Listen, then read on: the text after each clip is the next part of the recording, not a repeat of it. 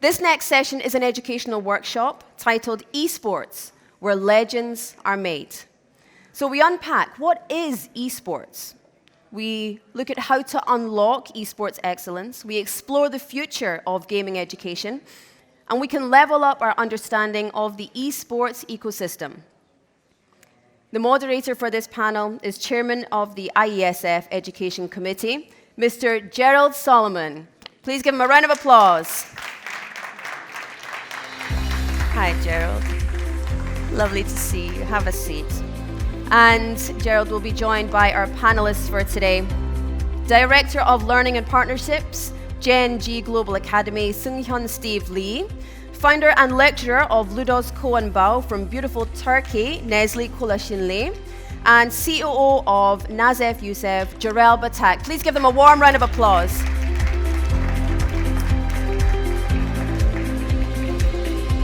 So as with the last session, we have 45 minutes of panel, and then we'll have a Q&A session where you'll be invited to ask as many questions as you can. Enjoy. Thank you for the kind introductions, and good morning, everyone. That clearly was an interesting and provocative session that we just were able to listen to, and this hopefully will be equally entertaining and provocative as well. Part of what we're going to do is take the concept of legends and think about that in really a different construct. When we think of legends, especially around traditional sport, we think of people like Michael Jordan and Messi. We think about people like Faker and Flash. We think about people that are kind of more traditional.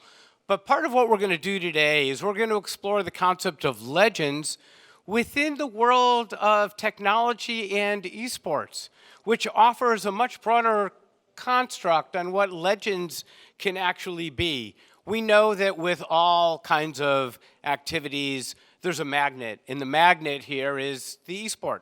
It's the title, it's the competition, it's the play. But surrounding that, which is unique to the technology of esport, is that ecosystem that we'll be talking about, the intersections with education, the intersections with industry. So when we think about legends, we're going to ask you to kind of expand your thinking on what is legend and what can legend be. So with that, let me go ahead, and we've got an esteemed panel here, and I'd like to have each of them introduce who they are, the organizations they're with, and take a few minutes to talk about your organization and who you are and what you do, and then we'll get into some Q&A. Thank you very much. My name is Seunghyun Lee. I'm the Director of Partnerships and New Business at Gen G Global Academy. Gen G Global Academy, GGA in short, is esports education institution founded by Gen G Esports.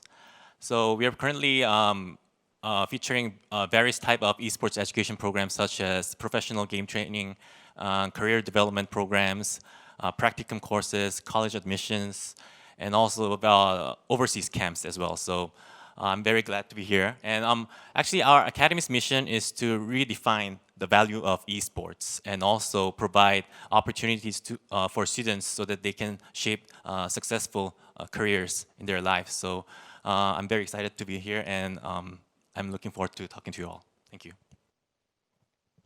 Hi, everyone. I always hate this question, like describe yourself in short terms, whatnot.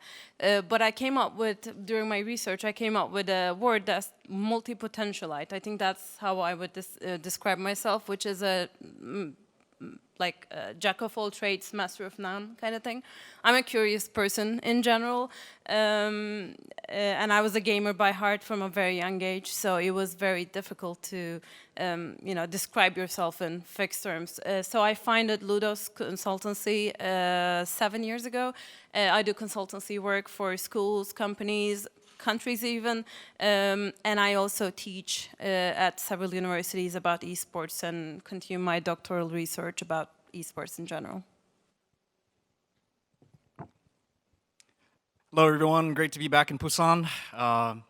It's been an incredible journey just to be part of NASEF and now USCF.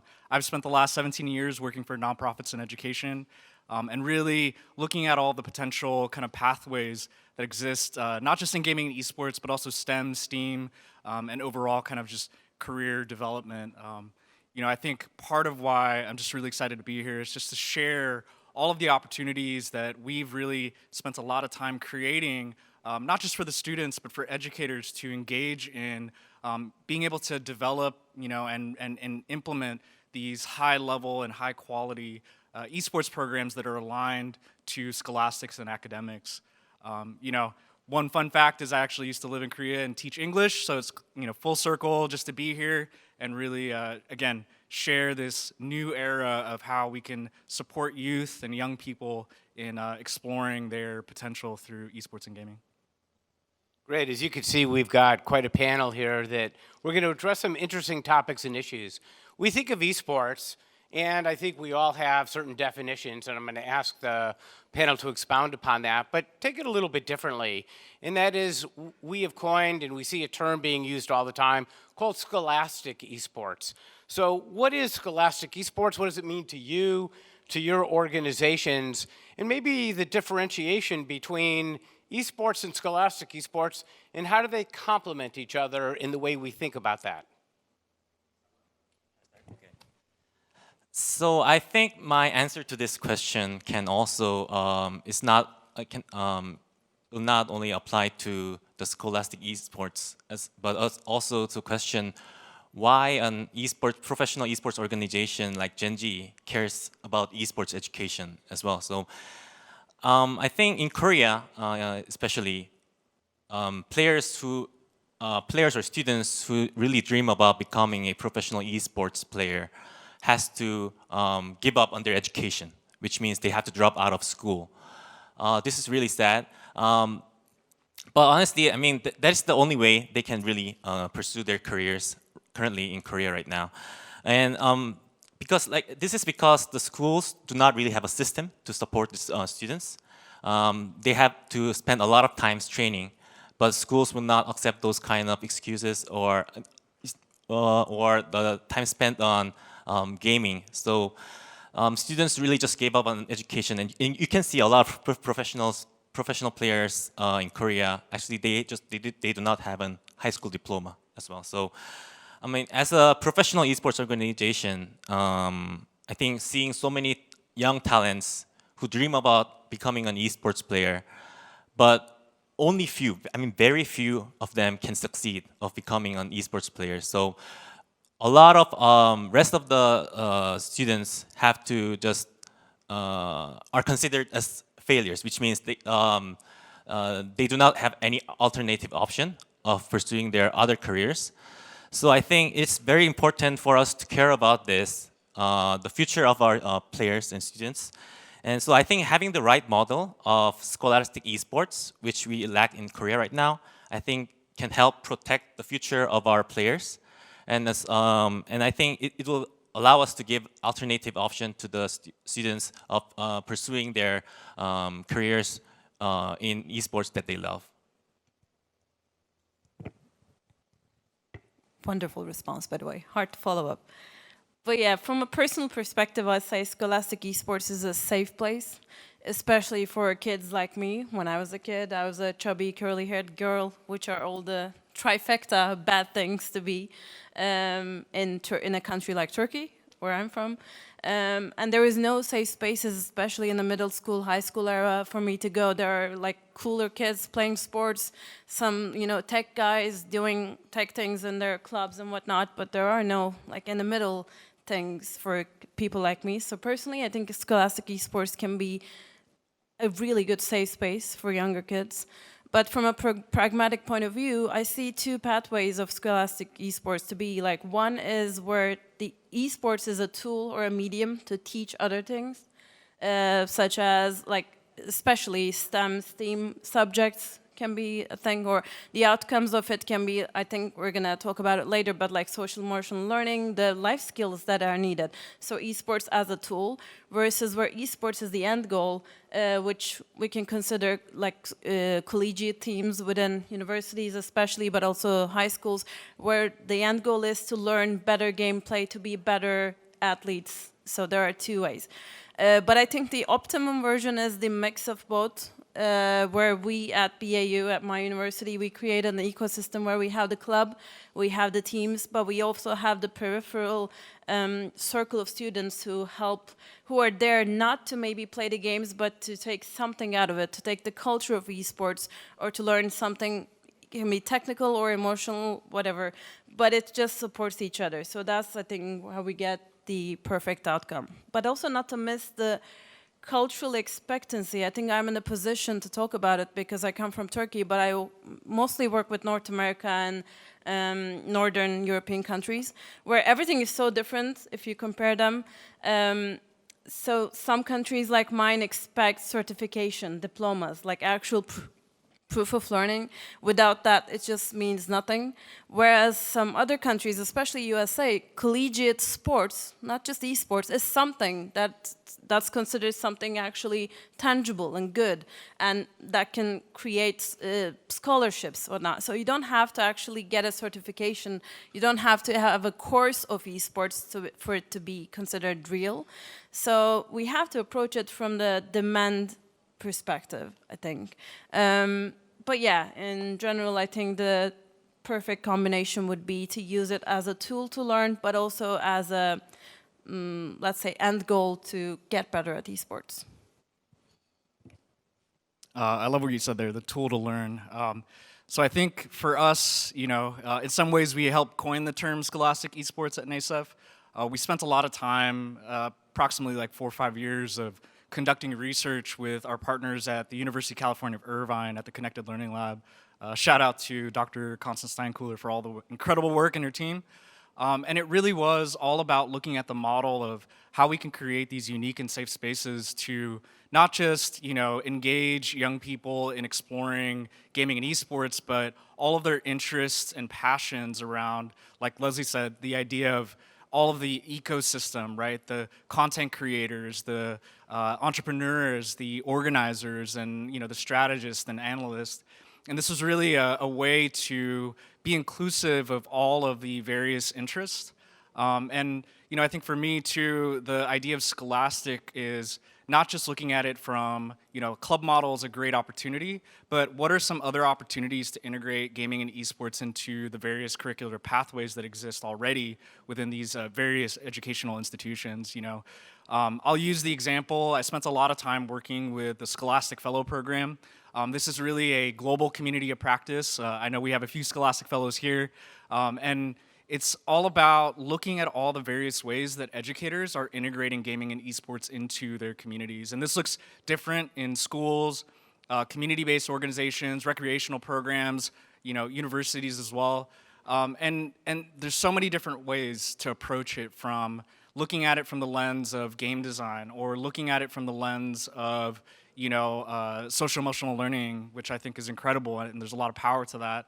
But also looking at things like career technical education and finding these unique pathways for them to not just, go through this career development, but have something that's relevant and important to them, like gaming and esports.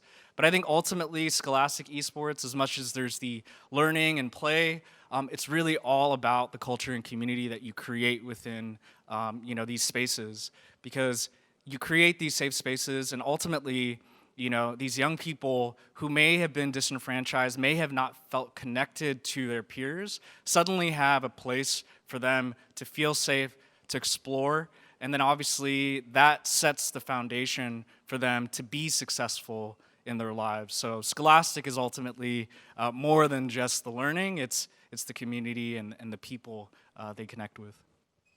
Yeah, so thank you. You've raised the terminology social emotional learning a few times, and let's kind of unpack that and dive deeper into that a little bit. And especially after the last panel where they talked about the issues that they talked about, what's the responsibility and how do you address the learnings that can occur in what we call social emotional learning, life skills, whatever kind of terminology you want to be able to use? How do we incorporate that into esports in a way that it's overt, it's not clandestine, it's not just behind the scenes, but it's actually a part of the developmental pieces of what esports is all about? I know all three of you have worked around that. Go in whatever order you want, converse about that however you'd like. But let's talk a little bit about the value proposition of esports for the human growth, the development of the individual in their life cycle.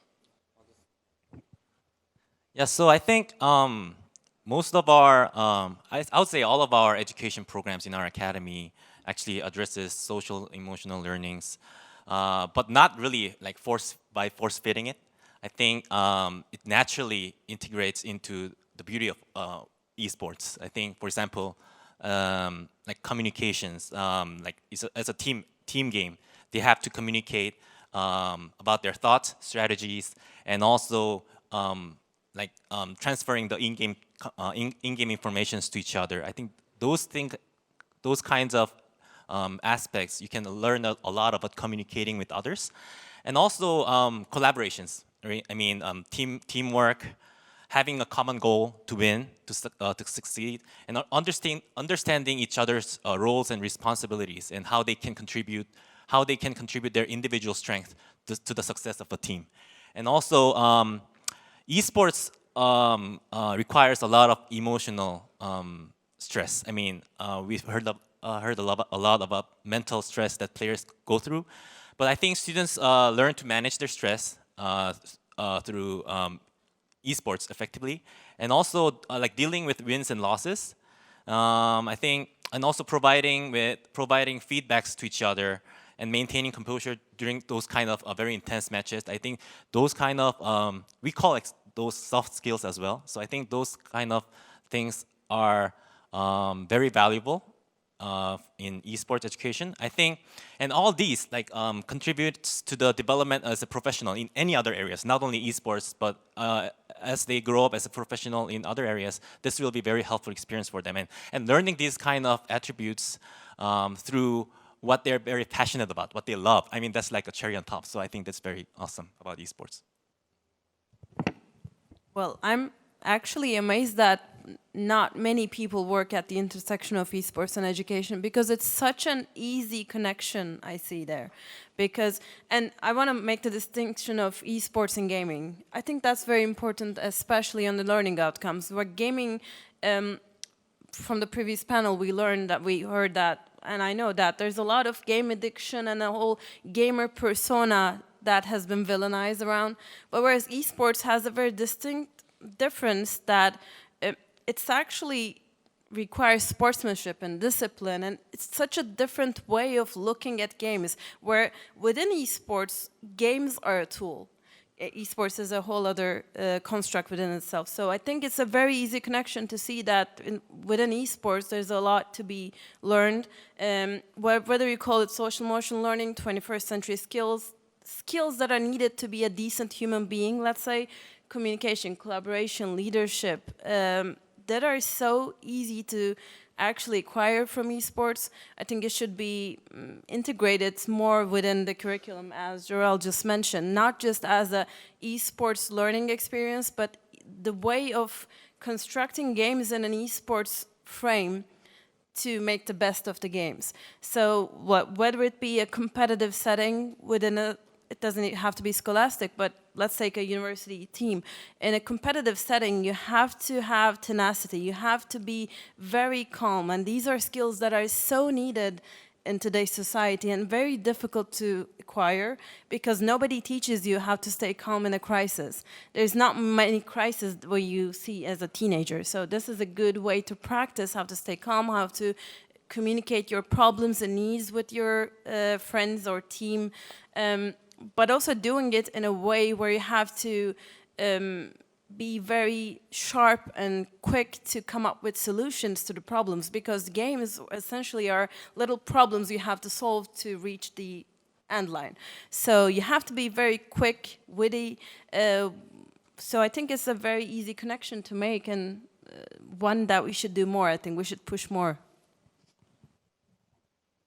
I love what you said about the 21st century learning, because I think that's really the biggest opportunity here, is that we're helping young people be in these spaces that are unknown. And, you know, like you said, it's about problem solving, right? So creating these unique spaces, it's not been done before. So you're empowering the youth to be able to do something that no one else has done and learn from it and fail, I think most importantly, because the road to entrepreneurship is not easy, and so you really have to bake this into the programs that you're creating, is letting them fail and letting them learn from all of that failure. I think another component to that, is that what's most important in these spaces is having that really trained and capable educator or facilitator or adult in the room to be able to help support the youth in developing all these skills and soft skills and social emotional skills that we're talking about. Because one thing that we've learned, through the research and through a lot of the implementation is not only does it help the student, but it ultimately helps the educator form those strong bonds and connections with young people in these communities. And I think that's the most important link. Coaching and mentorship is really how I think most of us have gotten to where we are in life. We can think about all of those mentors, those really important people that maybe dropped a piece of advice, or that teacher that said something really unique and really impacted your journey to where you are in your career.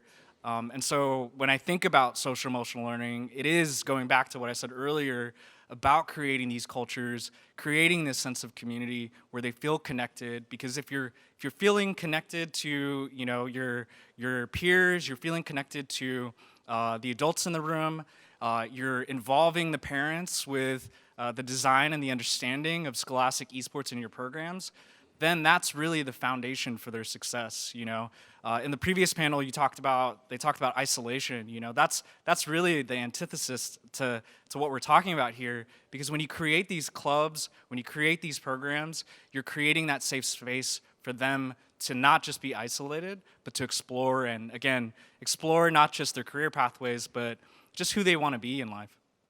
Man, that's a real clear distinction between gaming and esports. You use a term I just want to make a few comments on, and that's the idea of failing, and failing in a safe space.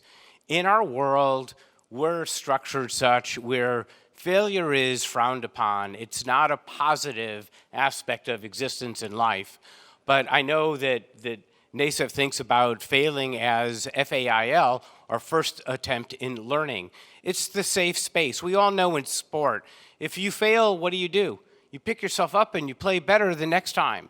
If you fail in school or you fail at a job, the repercussions can be significant. So how do you teach an individual to fail and to learn from failure? And what's the humanistic aspect of what that means in the development of who they are as human beings? Esports provides a very, very unique opportunity to experience that in a healthy way in the evolution and growth and the competition that exists. So let's kind of move on to the next part of this as we think about the concept of legends, and we're looking at the intersection of education. We're also looking at the idea of esports as it relates to workforce skills. We talked a little bit about that. We talk about the esports industry. I mean, think about sport traditionally. And you manufacture a baseball, you have a baseball. You manufacture a football, you have a football. You manufacture, a hockey stick, you have hockey and a puck. But in esports, it's ever changing. It's always different. Titles come, titles go. The way you play, how you do things is very different. It's a unique component. So as a result, whether you're going to be with EA or Riot or Valve or Moonton or any of the others, there are different skill sets that, similar skill sets, but get to use very, very differently. I know, Jarrell, you talked a little bit about the concept of content creation. Steve, you did as well in those types of things. So take a few minutes and talk about how esports is uniquely positioned, especially in the technology world, to really create opportunities for skill set development, and also how dependent really the publishers are on the educational aspects of esports, because without them, there would not be new titles, there would not be new avatars, there would not be the technologies and the ways to have the introduction and the play that exists within esports itself. So in whatever order you want to speak, go ahead. So I think in order to illustrate this, I'll use kind of a concrete example. One of the things that we're heavily involved in is really the development of the ecosystem within Atlanta. I'm based in Atlanta now, so shout out to all the ATL folks out there. One of the things that Atlanta has really done well, and we've helped support, is this idea of supporting esports and gaming at the economic and workforce development level. At the Metro Chamber of Commerce level, there exists an initiative to really create, multiple partners and, in a collaborative way to be able to exchange best practices, but also create interconnections between all of the different organizations to, again, create all of these unique opportunities.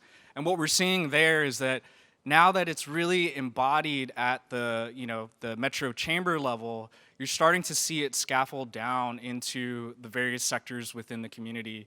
You have it at the Metro Chamber, and now it's starting to pour into the city rec initiatives and looking at how you can create, unique opportunities for youth within all these different areas that may not have access to it. And so ultimately, when we think about the career pathways, there are the technical skills, but there's also this underlying current of creating, the foundation for these young people to be able to pursue their passions and career, and creating that infrastructure to support it. So when you think about, just this overall kind of development, you can start early on into elementary school of creating more kind of digital citizenship, how to be a good gamer, right? Creating that foundation for kind of the best practices. And then in middle school, you start to create opportunities for them to explore all of the various career pathways, like everyone said here, from looking at how to be graphic design and marketing, or maybe even looking at creating business plans. And then from there into high school, you go deeper into the technicalities, right? Things like career technical education, or even integrating it into aspects of like English language arts, or like we said earlier, game design. And those pathways then expose them to those connections into, again, that broader ecosystem and industry. Because when you set it up at that workforce development level, all of those jobs are now present, and they're now connected to all of those various institutions. And so you're literally creating the foundation for the success for these young people to pursue their careers within the communities that they live in ultimately. Well, this is going to be repeated a lot, I think, amongst us, but there are three main career, let's say, pathways that we can see. One is a professional player, where within a scholastic esports team or like amateur team, where you learn to be an actual professional and you learn the gameplay and whatnot. The second is the technical career possibilities, which comes with the specific part of where we are looking right now at the incredible cameras and the sound sets and whatnot. This is a very organic part of esports in general, because we tend to stream everything. We tend to have a high level of digital literacy between esports players. So that's the second obvious pathway. And the third is what I like to call peripherals, which is the most understated pathway we can say, which can range through the IP law, which I think is very interesting. Like esports lawyers are hard to come by, which is an incredible field. I tried to find one to talk at my course, and it was very difficult to find international esports lawyers. Esports specific social media managers, for example. I talked to a lot of people when I was doing HR, that they don't know the language of esports players. They don't know the specific digital places that we go talk to. They don't know the general workings of Twitch, for example. So they have to have these specific knowledge pieces to be able to get recruited. And not everyone is thinking in that lens. Mostly they're thinking, oh, I'm not good enough to be a pro player, so there's nothing for me in the esports field. Well, I'm not a pro player. I'm definitely, anyone in this room probably can beat me at many of the titles. But I'm working in the esports field. So that's the, I think, fallacy of thinking esports is just very limited to pro players. But the second thing is the dig to me is the young people coming to me asking to be a professional player. You have to consider it's a very, very small piece of the pie. The gaming industry is incredible. When you look at stats, it always says gaming industry is going to be booming and like this many thousands, millions of dollars. Wonderful. But esports is not that huge. Esports is a very little piece of the pie in terms of income and careers. So you have to expand your horizons if you're not good enough to be a pro player, which is very much similar to statistics at NBA. It's not like likely that you're going to be at the NBA level. So if you're not at the NBA level, which I think you're going to talk about this in a more like professional terms, but accept it and let's look at a broader options available to you to be at these peripherals in the esports scene.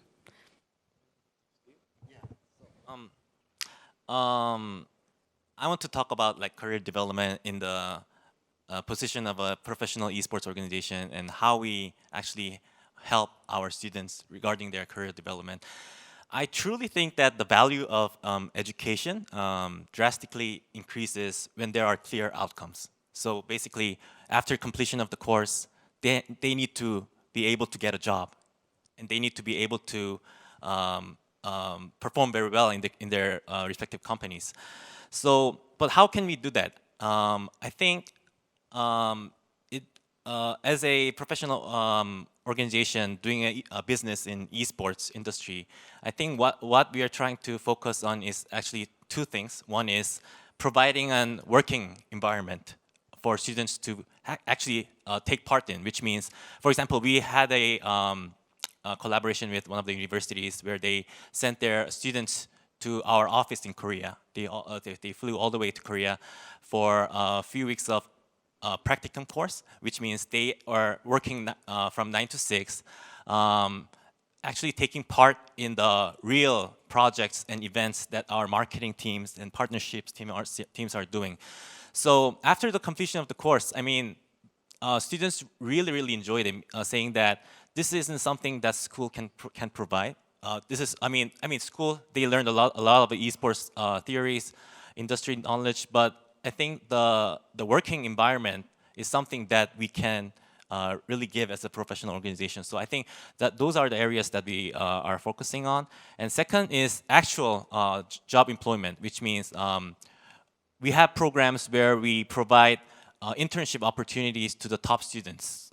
So the fun fact is that we have currently around like 100 staff in Genji KR office, and half of our staff is actually graduate of our career development programs, which means like we were able to successfully educate those esports enthusiasts who are willing to work in esports industry, and actually they are very hardworking and contributing very well to our success of our business. So I think this is a win-win, and I think we really want to focus on providing more opportunities to students. So I want to take this conversation a little deeper. Part of our challenge, I think, is the fact that we get it, and kids get it. But industry, except for the esports industry, and even them, you know, they think they can cultivate it themselves, they can find what they need, et cetera. But general industry as a whole, kind of workforce, global workforce, parents, they don't quite understand. We heard that in the last, panel as well. So let's kind of play with this concept for a minute and talk about how do we better as individuals. We have consultants, we have a professional and for-profit entity, we have a nonprofit entity. We come from different lenses in how we do things. How do we talk to them in our professions? And then how do organizations like IESF, GEF, and others, what's their responsibility and how do they frame language? And whether you call it standards or you call it the idea of learning lessons or outcomes, how do you frame it in a way that provides for this pathway that we're talking about? Because like you said, it's more than, I'm not going to be a Michael Jordan. I may love basketball, but I'll never be a Michael Jordan. But, how do I use it in a way that enhances my life and my opportunity and career? So how do we talk to those parents in industry, and what are the things we need to showcase that it has the kind of impact we're talking about? Well, I think the first step is to change the visual and linguistic narrative. So when you think of a gamer, it's the same all around the world. When there's a campaign, well, they're trying to. I know that for-profit companies, big companies, are trying to change that with having more diverse like ads out there. But in general, what comes to mind is like a person who's not going out 90% of the time. It's a male, overweight, with acne problems and whatnot. So and who doesn't know how to speak, who doesn't know how to be social. Who's addicted, let's say, to the games and what. So that's the visual narrative. And the linguistic narrative is like, you only game all the time. It's not only gaming. It's not, so you have to change the way we perceive things in order for the other people to understand. So we are in this field. So we are either passionate or we love or we gain something from it. So we know. But it is difficult. It's one of the biggest difficulties that I encounter is, what do you do for work? It's impossible to explain esports. So I just tend to say, I'm an educator, or I'm a game designer, and I just walk out of the room. So if it shouldn't be this difficult to explain what you do because we do it so passionately. I think we have to change the narrative first. So I'll take you guys on a little journey real quick. So with NASEF, when we first started, a lot of our effort was really in developing the club framework, because we thought that that was important to help communities really understand, the proper steps. We call them the 8 steps to success. Shout out to our Chief Academic Officer, Kevin Brown, for really developing these really high quality kind of indicators as to what a club, the proper steps in starting a club. And a lot of those aspects are things like really tapping into the student interest and understanding their needs, and also the potential for their career pathways as well, and where they're interested in exploring. But also looking at involving parents, right? Hosting a parent night and having all of the students and young people actually explain to their parents why they're super interested and why they think this is important to them, because it's their voice that really matters, I think, in this space, and that helps kind of elevate it. And with the support of the clubs, the support of the schools and institutions, this really provides a foundation for their voice to be heard. And then, from there, developing curriculum and resources that are aligned to, let's say, state standards, or aligned to specific kind of frameworks. I think that's important, because then you add kind of that layer of legitimacy to what it is that they're learning, right? Because you're showcasing and pointing out things like, yes, they're learning English language arts, or they're learning, the 21st century learning skills or Common Core. There's so many things that you can pick out, and really, we're going through these institutions, and curriculum and frameworks and sort of program frameworks are really important to be able to advocate for that. But then, now we're kind of at this point where we're starting to see more and more programs that are developing. Being partnered with IESF, we get to work with all of these incredible member federations around the world to really help support the development of scholastic and academic esports. But what we're seeing now is that as we're seeing all these programs emerge, they're emerging at different levels, right? Some are starting at a club level. Some are looking at it from a curriculum integration pathway. Some are looking at it from, like career technical education or workforce development, or looking at it from the lens of maybe even hyper kind of focused on pro teams and becoming pros.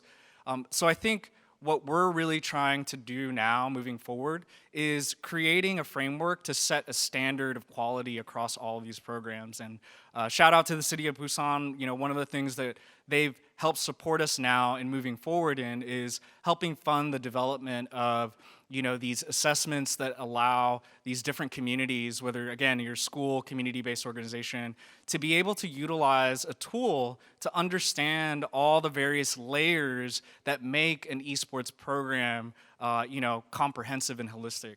And so it's really thinking about, how you create a community and what are the aspects of it, like we talked about, really involving all of your stakeholders, looking at, even the lens of the entire ecosystem. How can you be inclusive of all of those different career pathways within the program? And as we build out this framework, part of what is going to help is creating again, that standardization, not necessarily to make sure that all the programs look the same, but to share all of the best practices that we're gathering across the globe as to, again, how you create something that is supportive of young people, in all the various domains and, again, career pathways, but also all of the stakeholders that are involved.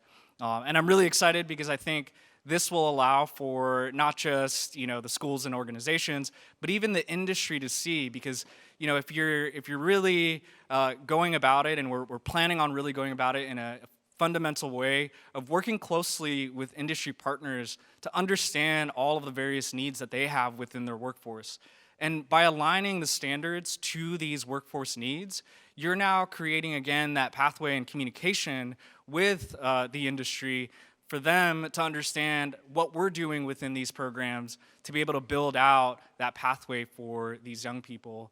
And I think it's going to be a long road to be able to develop a set of standards, but we're really excited about doing that, and we think that that's the opportunity for the future to really continue to elevate the space, continue to elevate all of the member federations that are within this global family, and then again, just at the end of the day, it's helping these young people thrive, grow, and learn, following their passions in their community. Yeah, I mean, to talk about Korea again, I mean, it's very ironic because Korea, we call ourselves home of esports, but looking deeply inside the current situation in Korea, behind all the fanciness and the fantastic aspects about the professional esports in Korea, the grassroots, the foundation is very weak, which means I've seen many other countries who are much doing well in all the scholastic educations or even like bachelor degrees in universities. I think it needs to be collaborative work. It's gonna take a lot of time, especially in Korea. Education changes very slowly, but we should not give up on that. And I mean, like federations, I'm not sure if KESPA is here, but KESPA, government agencies, they should be really supporting in pushing ourselves and so that we can have some kind of a healthy system of scholastic esports education in all our schools in Korea as well. So I think they're doing step by step. I can see a lot of efforts in doing like one-time seminars and information sessions to the schools and providing all the esports opportunities that students can receive. But I think they should also reach out to the parents as well. They're just reaching out to the students right now. I think, but the parents should have more understanding and awareness of esports must be higher.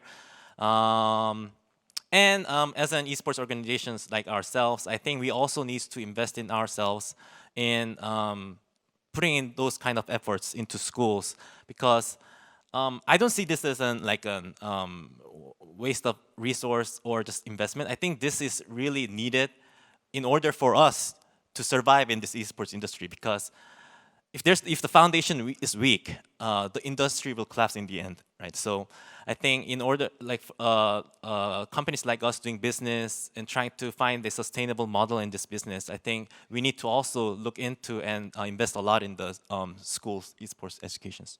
But before we go to Q&A with all of you in the audience, people like to hear kind of real life stories. We talk philosophically, we talk about theory, we each implement it within our organizations or our practices. Take a minute and either share a challenge or a success that you think is really relevant to the people who are here, the people who will see this on video later, about the concept of scholastic esports, and a clear example of someone you know or someone you may have known or know of who has actually embarked upon this pathway in a way that it's more than just the game and more than just the competition, and it really has helped them define who they are as human beings. So again, I'll go to kind of the breadth of my experience with the Scholastic Fellow program, because I've had the wonderful opportunity to work with now over 140 different educators around the globe that were exploring how to integrate, scholastic esports into their programs. And like I said earlier, there's so many various unique ways that they've discovered and implemented, bringing gaming and esports. But I'll pull one story out because it tugged at my heartstrings. It really showed how this is more than just gaming and esports. One of our scholastic fellows in Nigeria, Mahmoud Shehu, he worked at an all-girls school, and as you may imagine, the infrastructure of the school, while the facilitators and the students had great energy and passion, the infrastructure wasn't there to support high-level competitive gaming. They don't have, gaming PCs. I think in looking at some of the videos that he had created to showcase what he was doing, he was working with computers that still had Windows 98. I think it was like a CRT. I can't even remember. Like, these were old computers, but he utilized something like solitaire on as a way to illustrate the game, and then ultimately what he was engaging with the girls in the program is helping them create a sense of identity to even imagine themselves within STEM and STEAM careers.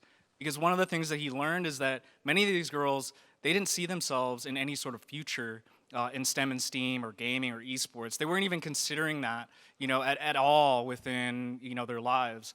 And even though they're not competitively gaming, they're not streaming or shoutcasting, he's planting the seed of an opportunity that these young girls have to really enrich their lives and pursue something that they may not have imagined before. And I think that's really powerful. And I've seen stories like this occur across the globe with all of these different educators. I mean, again, it goes back to that point that what we're doing here beyond just playing is empowering the young people to pursue these meaningful and purposeful lives.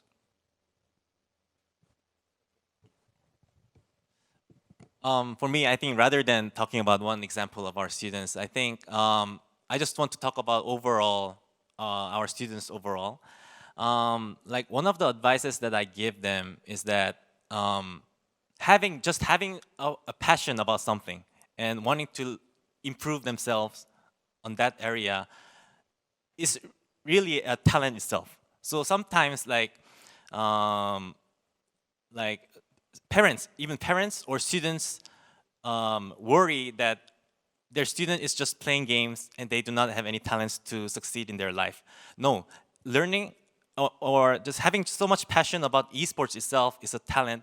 And there are many students who doesn't know what they even like. I mean, they do not even know what they want to do in their future life, meaning they were just following their parents' guidance on, oh, you should study this, you should study this, you should go to good universities. But I think those students, even after they go to the good universities, they do not have any vision of their life on what they want to achieve or what they want to succeed on. So, but our esports students, with their passion, I always advise that you're already miles ahead of other students who doesn't have any passion in their life. So I think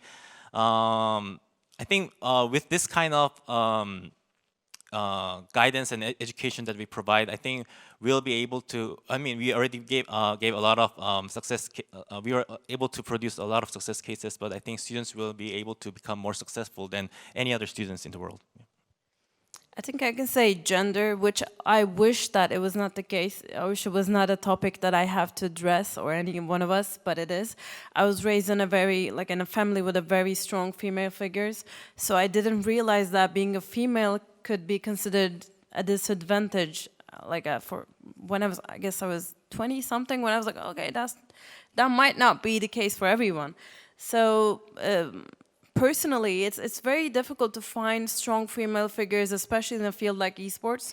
So I aspire to be that figure if I can be. I aspire to be loud and present in every room that I go, and I aspire to reach out to any female that's out there. I work with a lot of programs.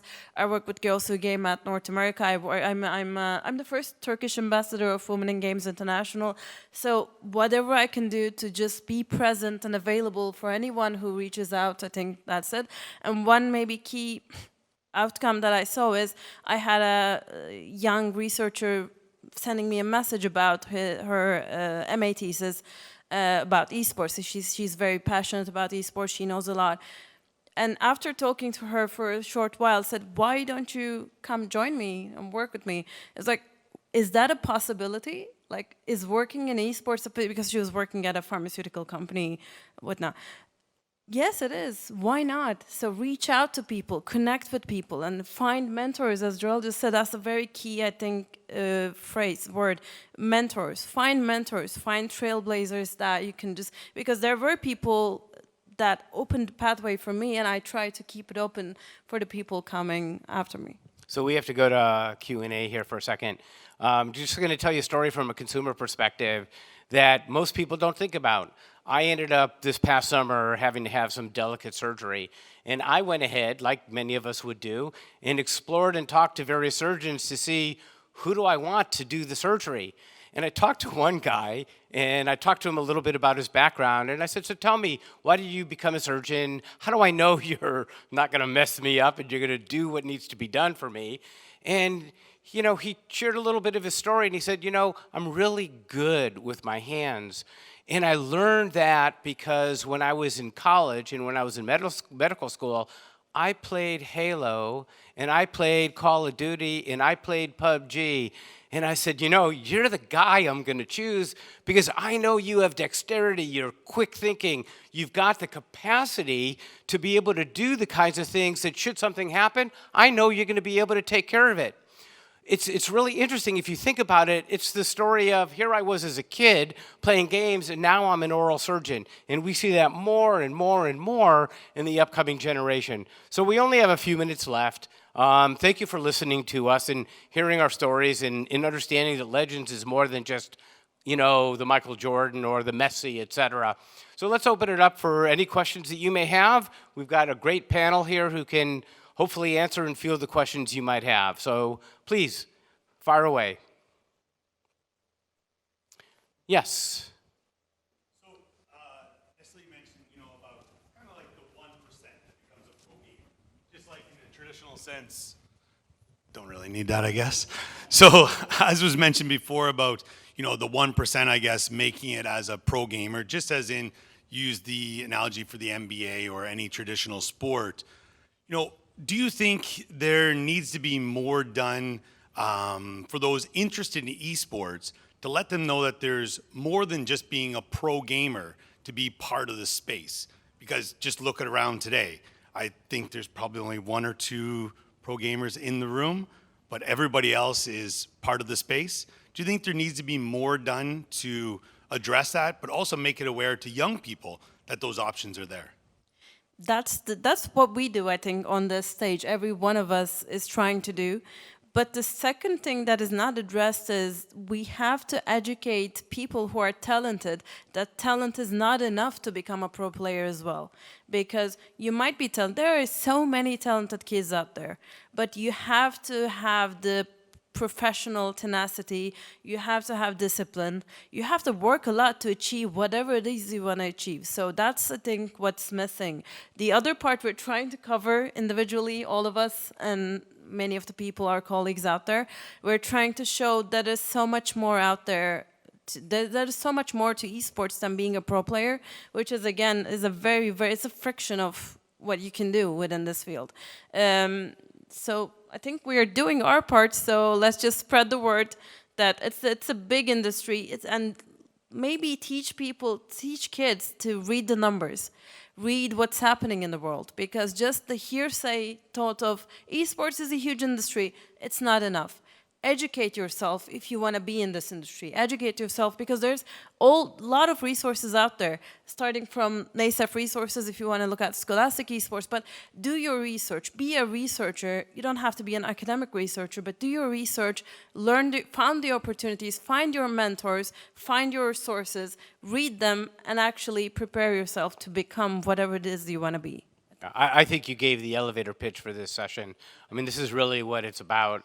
It's about, you know, how do you create that holistic individual to grow, develop, to go into the industry, the field, use esports both as an opportunity for competition, but as a pathway for human development, evolution, and ultimately being the kind of individual you want to be that gives something to the community, to your family, to the economy, et cetera.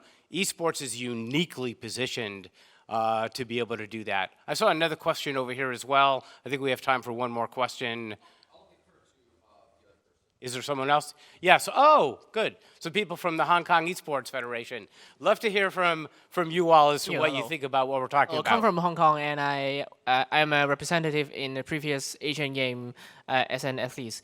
And I would like to ask a pretty brutal question from a gamer perspective. I've heard a lot about that there was a great section hearing that there are a lot of many different pros in esports other than being a pro gamer. But as a gamer, as a player myself, I think most of the players their first priority is to be a professional gamer.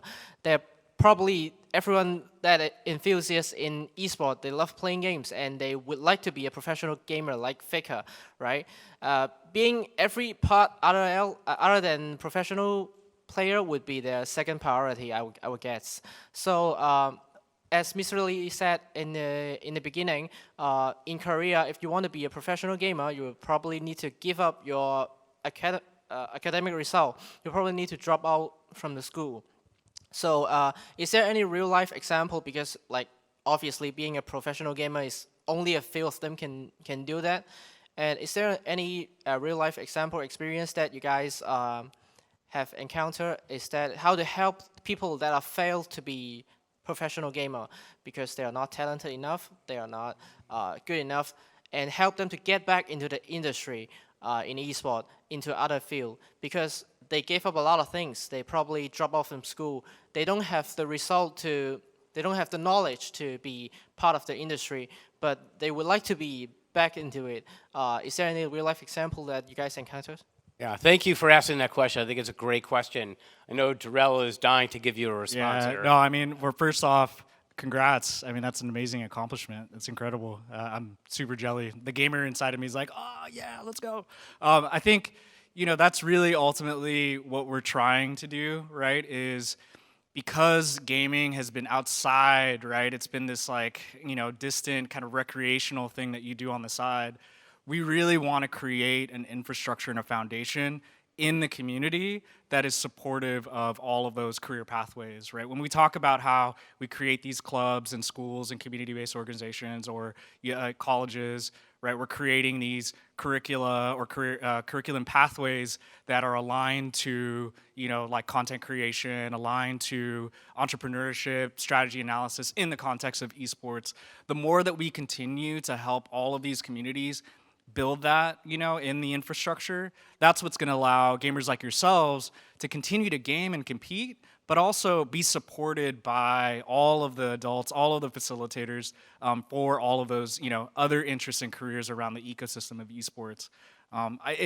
It's not going to happen quickly, but I think it's going to take, you know, professionals like yourselves to be able to advocate as well, because your story is super important, right? Sharing the fact that you've had this success is going to inspire others to really consider it, but also, just like you said, having your voice heard and telling them there's other opportunities as well. And these are the things, you know, you can lead by example by showing them, yes, I'm a pro gamer, but I'm also doing really well in school.